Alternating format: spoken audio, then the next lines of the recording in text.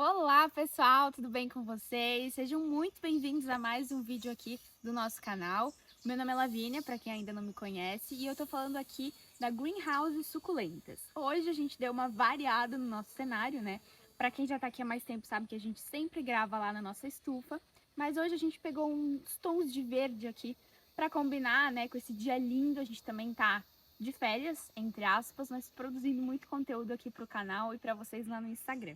Tá? Então, até se você não segue a gente no Instagram, @greenhouse.suculentas, cheio de conteúdo muito lindo para vocês por lá. E hoje nós pensamos em trazer um vídeo também muito legal para vocês, falando um pouquinho da parte de folhagens, né? Geralmente a gente faz conteúdos mais voltados para suculentas, que acabam sendo aí o nosso forte, mas a gente também tem uma quedinha pelas folhagens, e o número de clientes procurando folhagens acabou crescendo muito nesses últimos meses. Então a gente quer trazer esses conteúdos também diferentes. Se vocês gostarem, deixem aqui nos comentários que a gente vai fazer mais vídeos como esse, tá? Então hoje eu separei aqui algumas marantas para mostrar para vocês, para a gente trocar uma ideia sobre elas. Tenho 4 tipos diferentes aqui que a gente vai fazer uma conversa bem legal. E eu vou falar um pouquinho para vocês sobre como a gente faz para cultivar elas por aqui, né? Como que funciona a rega, a adubação, a propagação e o cultivo mesmo das marantas. Então, bora comigo para esse vídeo. A primeira que eu quero mostrar aqui para vocês e falar um pouquinho é a amaranta Triostar, que também é conhecida como tricolor, justamente por ter essas 3 colorações, né? Ela trabalha um pouco do verde, como vocês podem ver aqui bastante na parte de cima, vai mesclando com o branco e com o rosa, o que dá um toque todo especial para ela. Ela é muito utilizada em ornamentações de jardins, para deixar uma paisagem mais colorida, tá? Porque aqui na parte de baixo, ó, vocês podem perceber que ela é bem rosada, bem bonita e bem diferente. Então ela é bastante utilizada nesse sentido. Essa segunda que a gente trouxe, a gente tem um carinho enorme por ela. Foi uma das primeiras marantas que a gente começou a conhecer, né? E até mesmo a cultivar, que é a maranta macoiana. E ela também é conhecida como maranta pavão. E isso devido, né, aos desenhos que ela tem na parte superior da folha, que se assemelham muito a um pavão, né? A abertura, assim, das folhas fica muito similar. E ela realmente tem uma beleza incrível. No mesmo esquema, né, da tricolor aqui do lado, ela tem a parte de baixo mais colorida. Uma característica bem comum nas folhagens, principalmente nas marantas. A parte de baixo é toda rosada, puxa bem para um tom de roxo, assim. Fica muito maravilhosa também, amplamente utilizada aí nos projetos paisagísticos, né? Ela é incrível. Uma outra forma com que a amaranta macoiana é bastante conhecida, principalmente no exterior, é janela de catedral, porque tem a ver com as igrejas antigas que utilizavam as janelas de vidro mais ou menos nessa forma, né? Se vocês pesquisarem na internet, vocês vão encontrar essa curiosidade. Então, além de macoiana e maranta pavão, se você pesquisar como planta de catedral, alguma coisa similar, você vai encontrar a macoiana por aí também. Aqui a gente trouxe mais uma variedade lindíssima das macoianas para mostrar para vocês, que é a orbifólia, tá? Ela tem a principal característica das folhas serem bem largas, no formato mais redondo, de globo mesmo. Então vocês podem observar que todas as folhas, ó, desde as folhas menores, um pouco mais novas, já vão fazendo esse movimento de ficarem mais redondas, tá? Como vocês podem ver aqui. E o desenho também, né, gente, é uma coisa muito linda. Todos os desenhos são únicos, assim, são estampas mesmo, né? E elas vão fazendo esses formatos aqui que vocês estão vendo, com várias linhas, até formar essas linhas brancas aqui também na folhagem. Então é uma espécie muito bonita também. Querendo ou não, né, a gente vai comparando uma a outra, assim. Essa daqui é uma espécie um pouco mais sensível. Então, de repente, se você mora numa região um pouco mais fria, talvez essa daqui não seria indicada para você, porque além de as outras também sofrerem bastante com o frio, essa daqui também não tolera muitas temperaturas baixas. E por último, mas não menos importante, nós trouxemos para vocês a amaranta Amabile Grey, que também é maravilhosa. Como eu falei para vocês, né, as marantas têm muito forte essa característica de terem cores diferentes na parte de baixo das folhas, né? O que dá realmente um toque todo especial para elas. Como aqui a Amabile Grey tem a folhagem toda verde em cima e a parte de baixo vocês vão notar que é roxa. Todas as folhinhas aí que vocês podem notar tem essa coloração, tá? E ela tem também um desenho único, né? E muito característico. Bom, gente, as marantas também são conhecidas como calateas, tá? Vocês podem encontrar esses dois nomes aí, tanto na internet, quanto às vezes falando com algum produtor, está se referindo sobre a mesma coisa, o mesmo tipo de planta.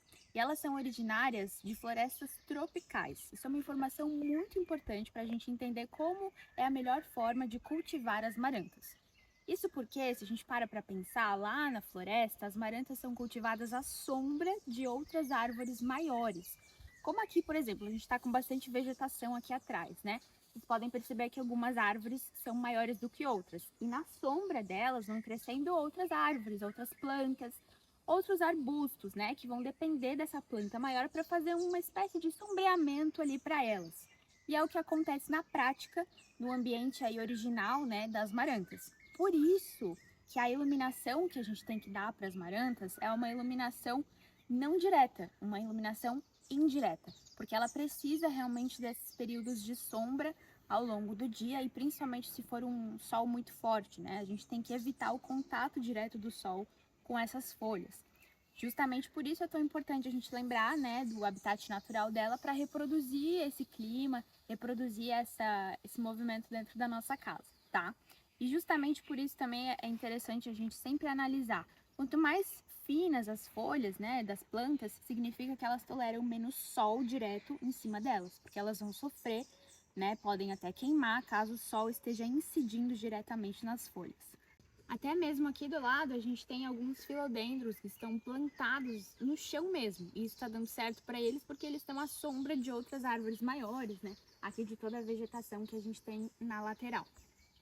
E aí, se a gente fosse colocar, né, suculentas aqui nessa parte, não seria muito indicado, porque a gente pode notar que o solo fica bem encharcado. Quando chove aqui, né, fica tudo úmido, fica bem empapado mesmo a terra. Então não é o ideal para suculentas já por esse motivo.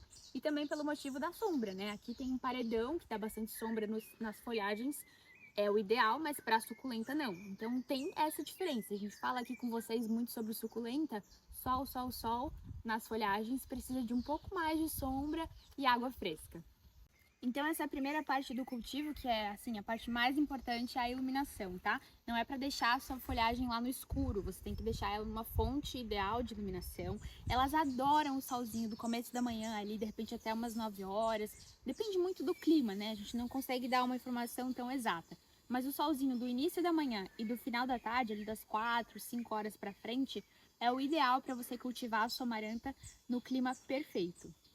E agora uma curiosidade bem interessante sobre as marantas, tá? Elas são conhecidas por prayer plants, ou seja, plantas que rezam. Também conhecidas por plantas rezadeiras, né? Não sei se algum de vocês já ouviu esse termo. Isso porque elas são plantas que acabam se fechando no período da noite, então elas ficam mais ou menos assim, tá? Elas fazem esse movimento aqui. Ficam todas assim como se fosse uma mão mesmo fazendo esse movimento aqui de orar, né? De fazer uma oração. Então elas ficaram conhecidas muito, assim, bem famoso esse nome para elas. E todas elas vão fazer esse movimento mais ou menos no período da noite, tá? Se a sua planta estiver fazendo isso durante o dia, durante vários períodos ao longo de um dia, significa que ela não está recebendo a hidratação suficiente, que ela está muito sequinha. Então esse é um sinal para você ver também se ela está ok com a irrigação. E aproveitando esse tópico da irrigação, que também é muito importante, gente, ao contrário das suculentas, as marantas, as folhagens, né, de maneira bem geral, assim, se você deixar secar, possivelmente ela vai sofrer ou até você vai perder a planta. Então, assim, secou, morreu. Não dá para perder tempo, não dá para deixar a planta ali passando sede por muito tempo, porque ela não vai gostar tanto de falta d'água quanto de climas assim muito severos. Ela não é uma planta resistente, ela é uma planta de fácil cultivo, mas se você dá aí um clima, né, um local ideal para ela, daí sim ela vai bem. Então, falando aí sobre a irrigação, ela precisa manter o substrato bem úmido, então sempre ali com uma boa quantidade de água, né, entre as raízes, mas não encharcado. Vou aproveitar e mostrar aqui, ó, exatamente para vocês, tá? Aqui na macoiana a gente tem até um substrato bom, tá? Ela aguenta aí talvez até amanhã, sem rega. Vocês podem mexer assim, ó, vão percebendo que o substrato tá úmido, tá? Até mesmo pela cor dele, dá para ver que tá mais escuro. Quando a gente vem aqui para orbifolia, a gente nota que ele já está um pouquinho mais claro e seco, ó, consegue ver? Então as raízes lá embaixo já estão precisando de água, porque ele já está com o substrato seco. O ideal é chegar no nível aqui da macoiana ou até um pouco mais molhado.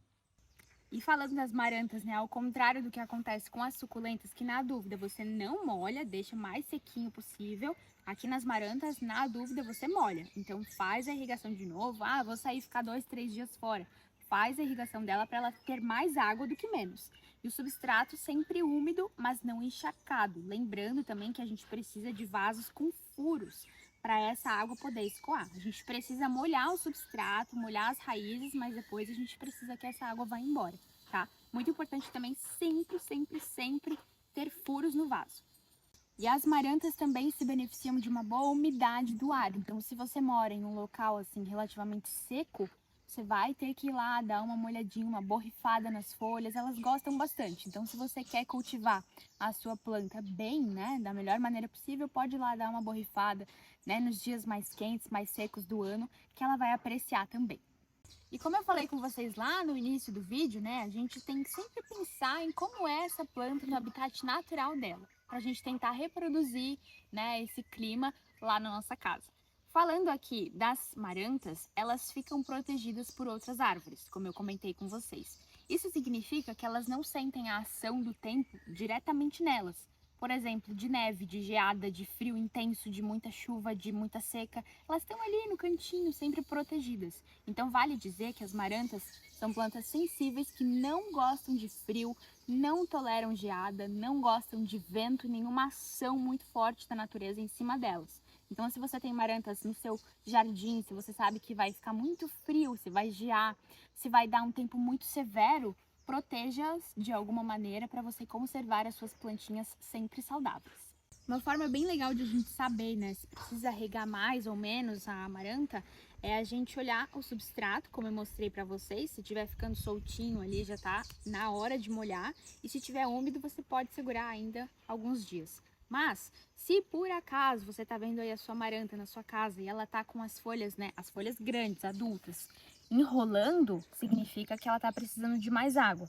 Não confunda com as folhas novas, que nascem enroladinhas assim, daí ela vai abrindo, ó, essa daqui tá abrindo, tá? Mas se ela tiver com aspecto seco, significa que ela tá precisando de mais água.